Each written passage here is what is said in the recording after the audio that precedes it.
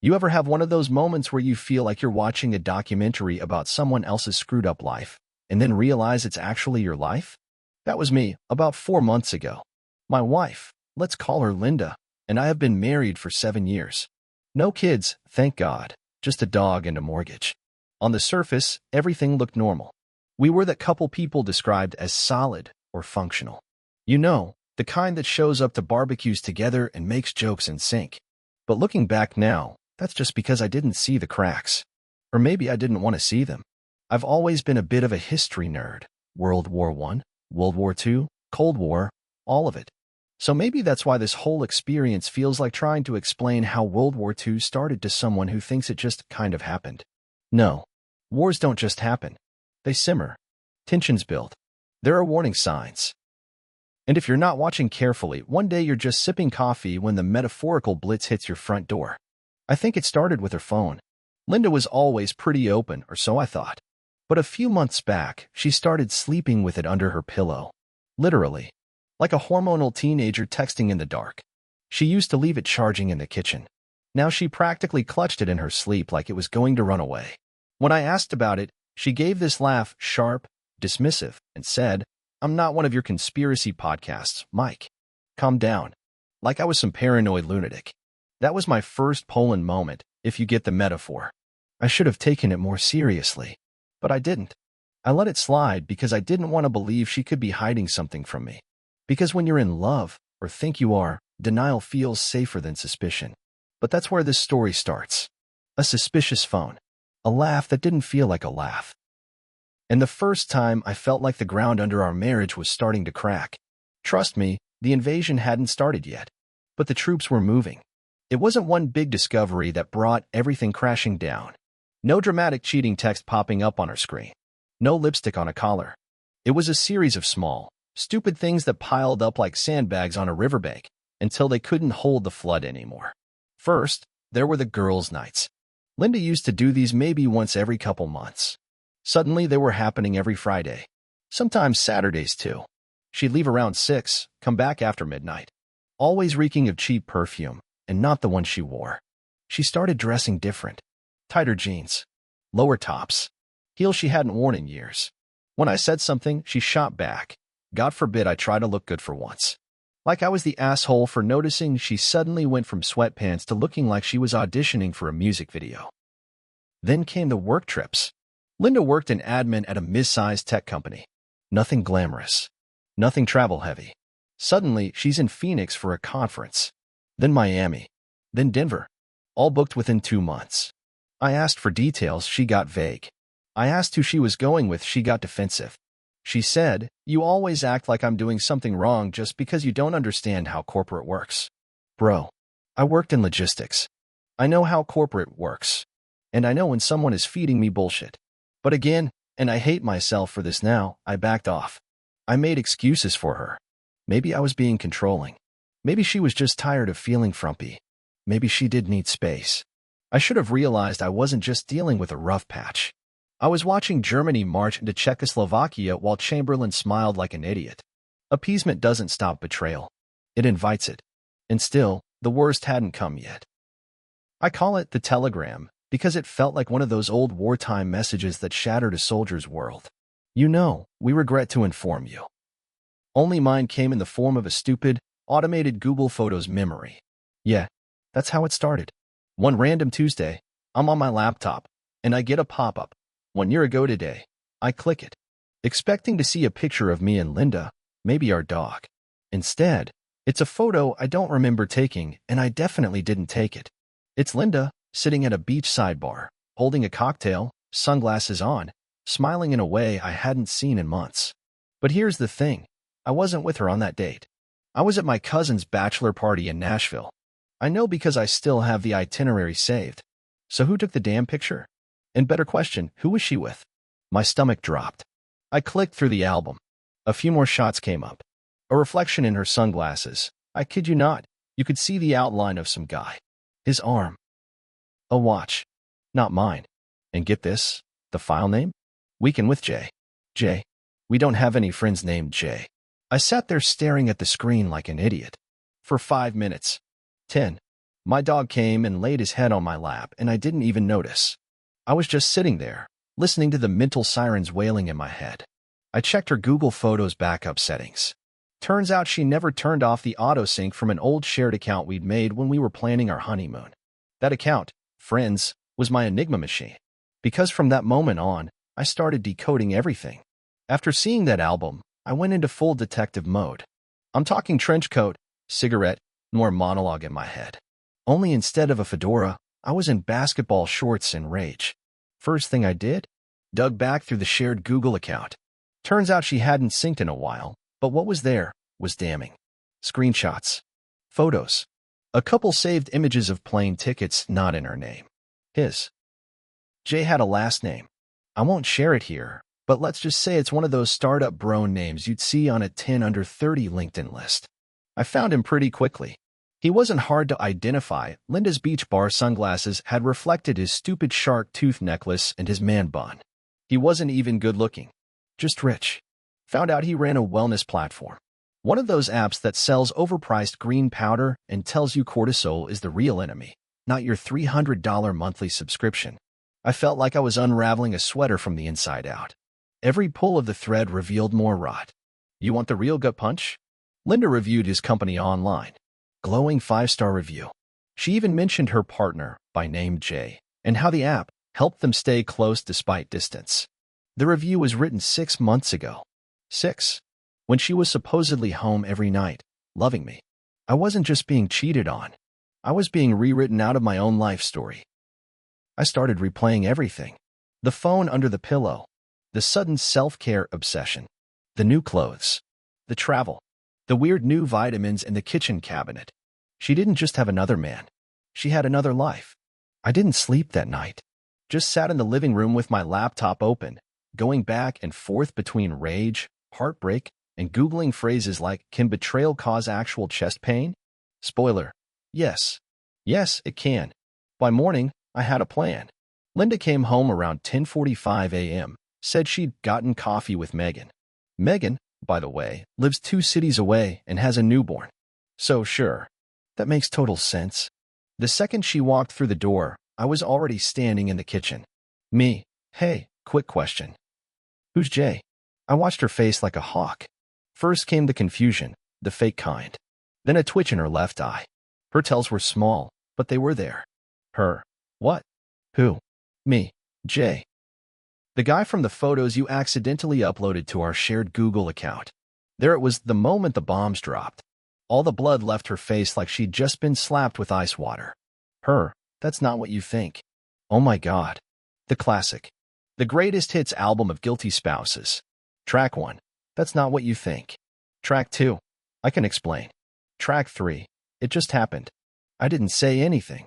Just walked to the counter, pulled up the beach photo on my iPad, turned it around, and slid it across to her like a prosecutor in a courtroom. She looked at it, bit her lip, and sighed. Her. Okay. Fine. We were seeing each other. But it's not serious. Not serious. You ever hear a phrase that just flips a switch in your brain? That was it. I felt heat crawl up my neck. I wasn't even mad about Jay at that point. I was mad she had the audacity to minimize it like it was some little hoopsie. Me? How long? Her. About a year. Year. 12 months. 52 weeks. 365 days of lying to my face while I rubbed her feet on the couch, cooked her dinner, and defended her when my friend said she seemed off lately. I wanted to scream. I wanted to throw the iPad. I wanted to disappear. But I didn't. I just said, pack a bag. Go stay with someone else. Her. Mike, come on. Don't be dramatic. We can work through this. No, we can't. She didn't leave that day. Of course she didn't. Linda did what Linda always did. She played the long game. Spun it around. Made it about me. Said I was acting irrational, that I was overreacting, that maybe if I'd been more emotionally available, she wouldn't have needed to go to Jay for comfort. Yeah, let that one sink in.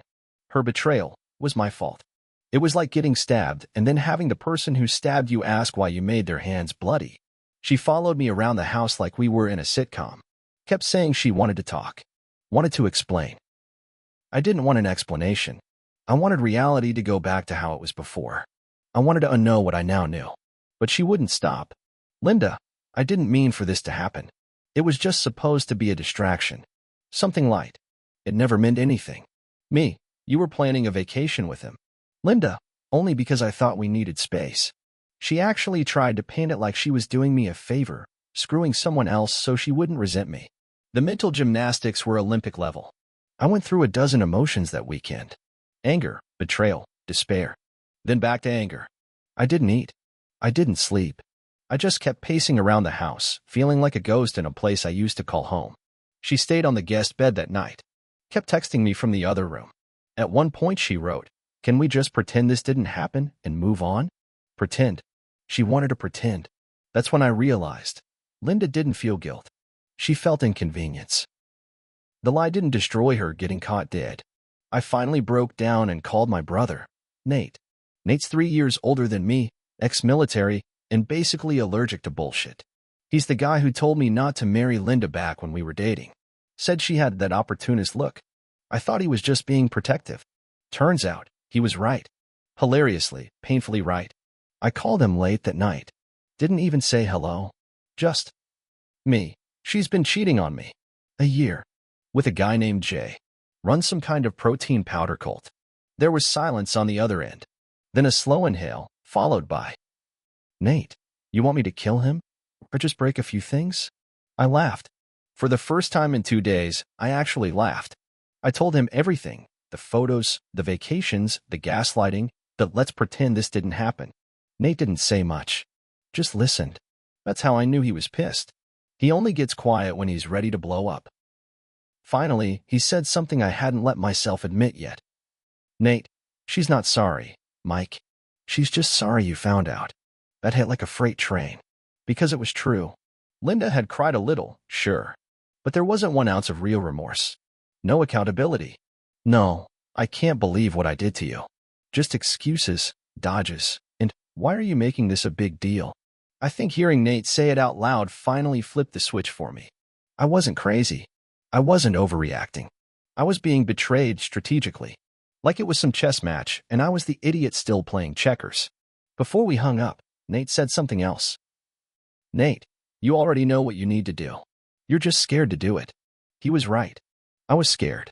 Not of being alone. I could handle that.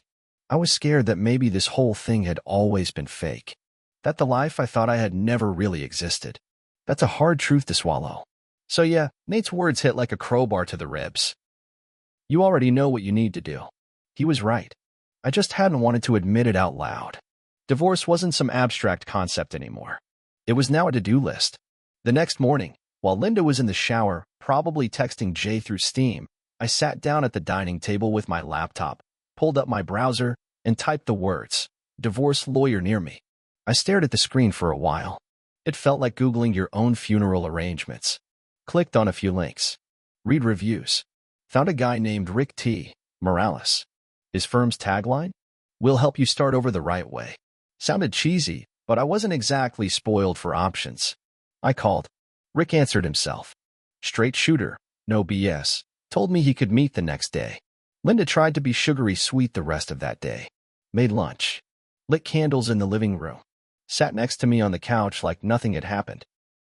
I felt like I was being love-bombed by a car salesman trying to upsell me a used Ford with no brakes.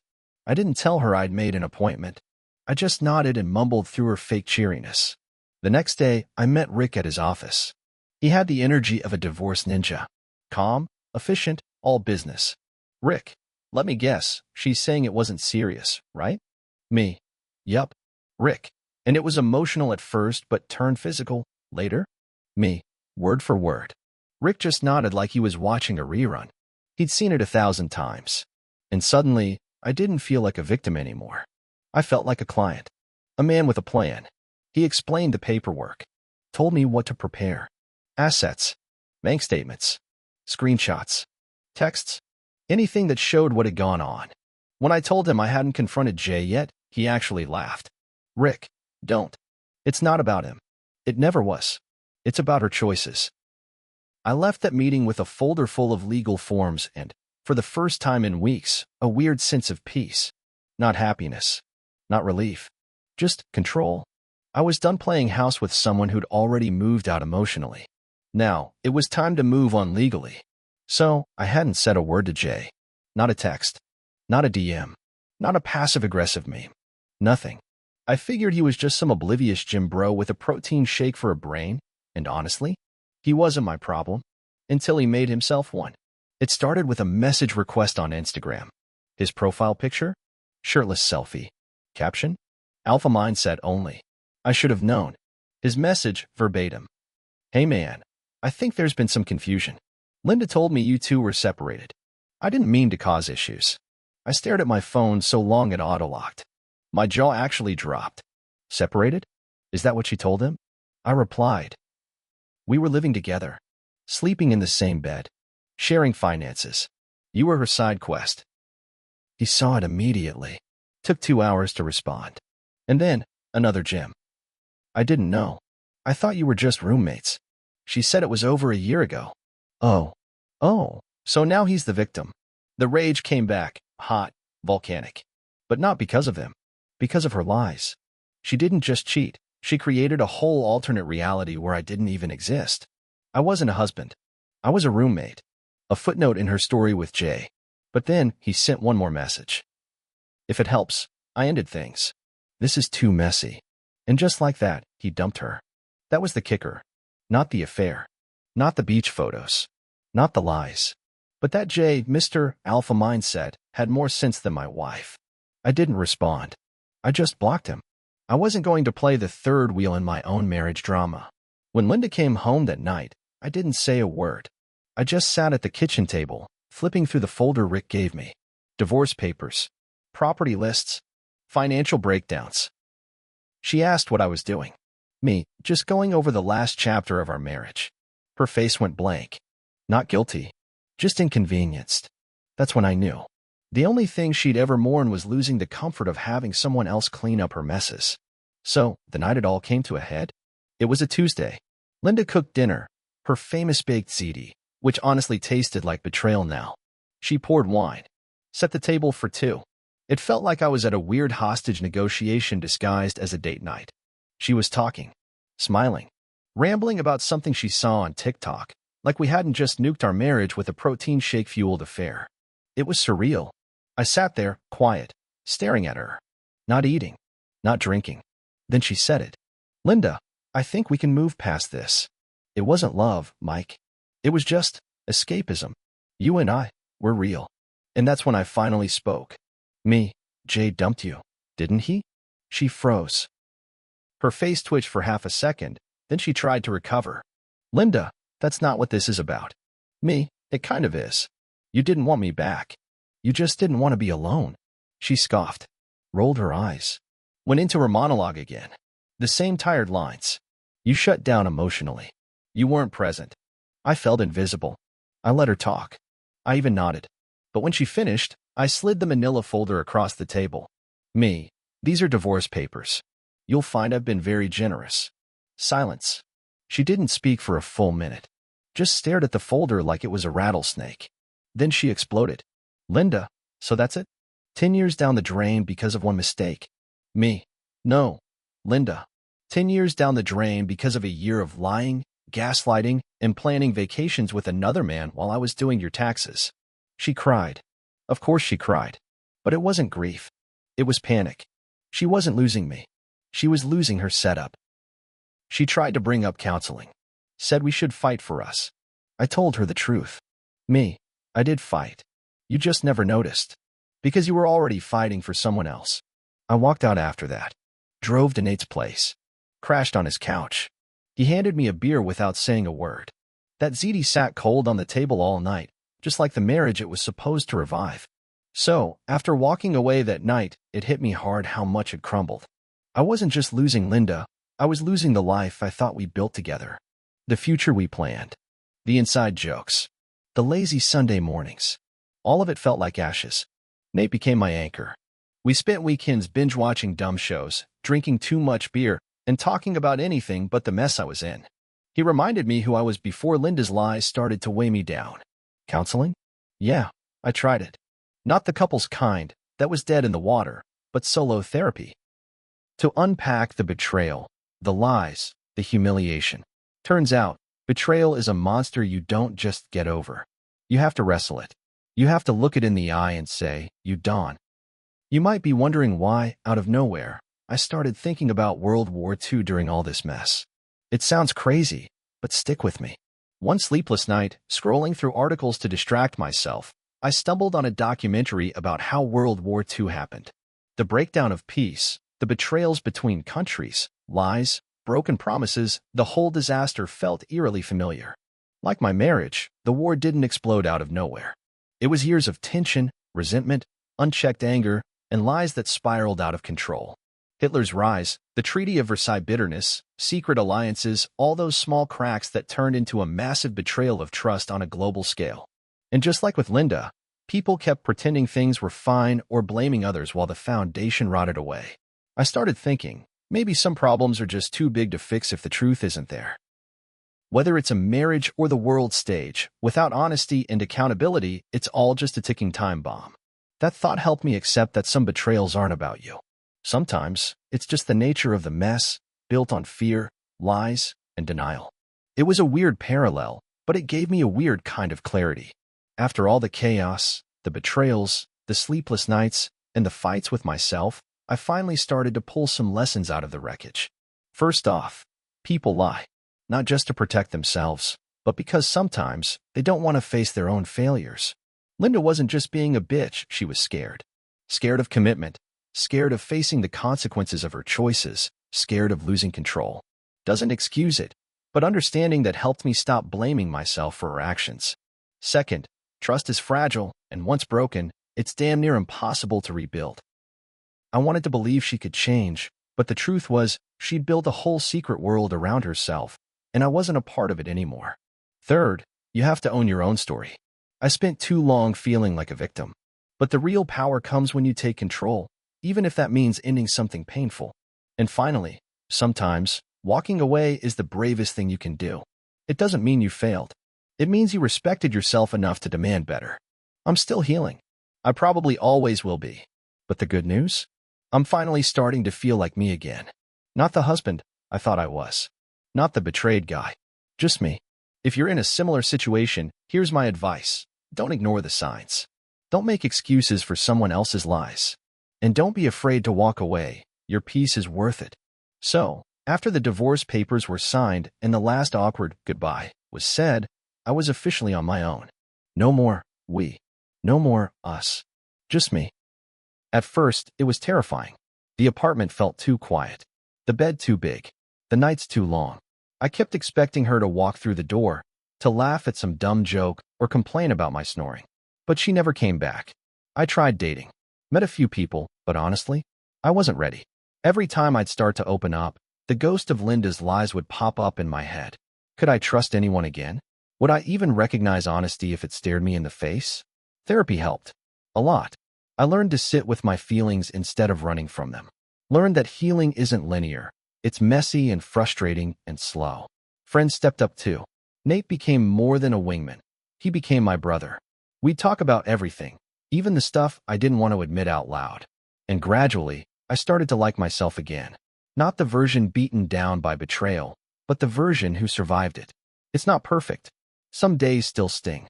But I'm finally moving forward on my own terms. Looking back, there's a lot I wish I'd known before this whole nightmare unfolded. I wish I knew that love alone isn't enough. You need trust, honesty, and respect, the kind that doesn't crumble when things get hard. I wish I knew that sometimes, the people closest to you can hurt you the most. And that's not a reflection on your worth, but on their character. I wish I knew to listen to the little signs, the sudden coldness, the secret texts, the unexplained trips. Those aren't paranoia, they're red flags. Most of all, I wish I knew to put myself first sooner. To realize that my peace and happiness matter just as much as anyone else's. This whole mess taught me a brutal lesson. Betrayal cuts deep, but it can't kill you. You get to decide what you do with the pain, whether you let it destroy you or use it to rebuild. If you're dealing with lies and betrayal, know you're not alone. It hurts like hell, but there's life after the storm. Take care of yourself. Don't settle for less than you deserve. And when it's time, don't be afraid to walk away.